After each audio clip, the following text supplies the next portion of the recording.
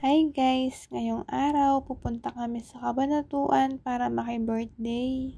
From Pampanga hanggang Cabanatuan, nasa 3 hours din yung biyahe namin. 9 PM na rin pala kami nakarating sa Cabanatuan, kaya after namin kumain, naghugas na rin kami ng mga pinagkainan. Si ate ko pala yung taga-Sabon, ako naman yung taga-Banlaw. After namin maghugas ng pinagkainan, nagkayayaan kami umakyat dito sa pinapagawang bahay ng pinsan ko. Sa may first floor lang pala yung may ilaw, kaya eto, naka-flashlight kami paakyat sa taas. Medyo makitid pala yung hagdan, kaya sabi dyan ng mama ko mag-ingat kami. May kasama pala kaming bata, kaya medyo mabagal din yung pag-akyat namin. Nag-iingat din pala ako sa pag-akyat kasi medyo lampa ako.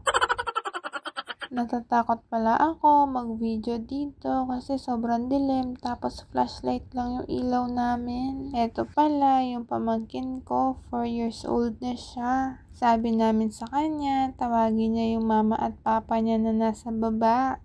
Medyo natatawa nga pala ako dyan kasi sinusunod niya yung sinasabi namin. Medyo mataas din pala yung pwesto namin, tapos maliit lang yung boses niya. Kaya sa malamang hindi siya maririnig ng parents niya. Masaya pala dyan yung pamangkin ko kasi marami kaming kita niya na pwede niya makalaro sa Roblox. Pero hindi niya alam, paiiyakin namin siya mamaya.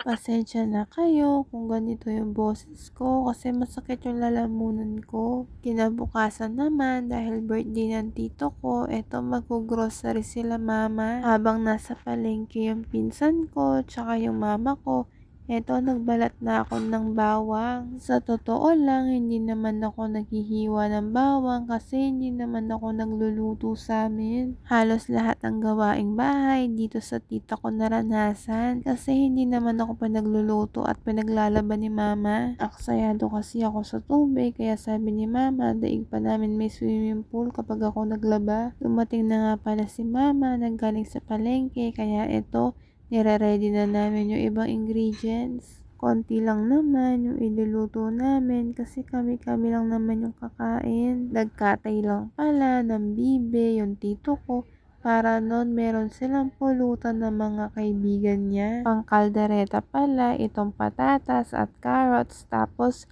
yung asawa ng pinsan ko yung magluluto. 61 na pala yung tito ko na magba-birthday, kaya eto talagang nag-e-effort kami na maghanda. Tsaka madalang na nga pala kami makauwi ng Cabanatuan dahil meron na kaming mga trabaho. Mas close ko pala yung mga pinsan ko sa side ni mama ko kasi yung mga edad namin hindi naman nalalayo. Kayo ba, anong pinsan nyo yung mas close nyo sa side ni mama nyo o ni papa nyo?